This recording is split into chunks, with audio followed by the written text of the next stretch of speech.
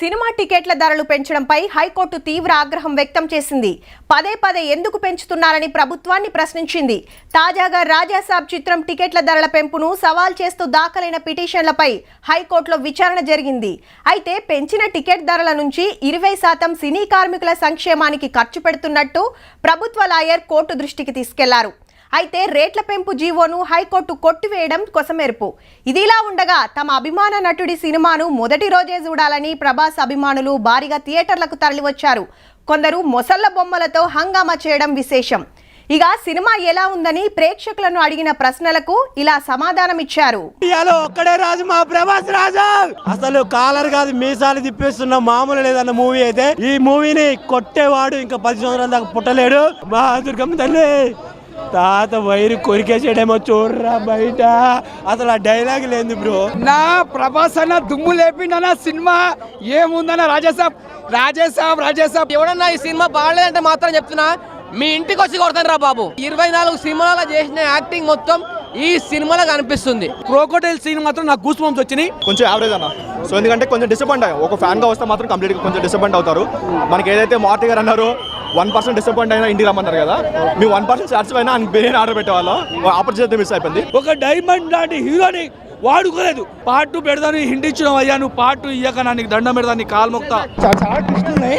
So మైండ్కి ఎక్కట్లేదు. నేను first time చూసా, అన్నీ ఎక్కలేవు.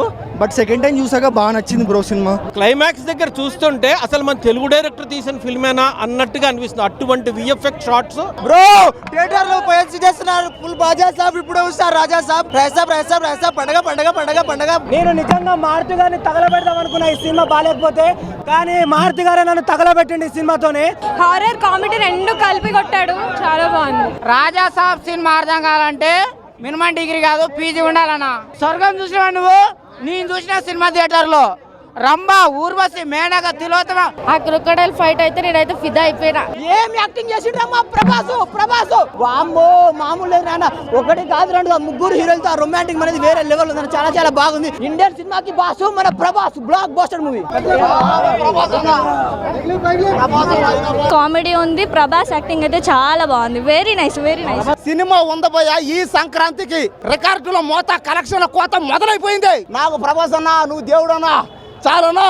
ఈ పక్కన ప్రభాస్ ఇచ్చి ఈ పక్కకి 300 కోట్లు ఇస్తే 2 సంఖ్యకి ఇచ్చాడు. నిజంగా మారుతి కామెడీ కూడా బాగుంది. ఫస్ట్ సీన్ లో అయితే నవ్వు కడుపు నిండిపోయింది నాకు. ఈ సెకండ్ టైం వస్తున్నాను మూవీకి. ఇల్లు అంటాడో, మా మాస్త అంటాడో, దెయ్యం అంటాడో, ముసలు అంటాడో, నక్క అంటాడో. దయచేసి మారుతి గారిని కొట్టొద్దని చెప్తా. కాంచన, గంగా, ముని, చంద్రముఖి ఈ ఎక్స్పెక్ట్ చేసుకుని వచ్చా.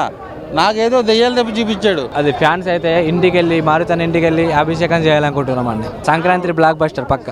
టోటల్ ఇలా పట్టుకుని నాకు కొడతాడన్నా. ఒక్క షాట్కి పెట్టా కట్అవుట్కి.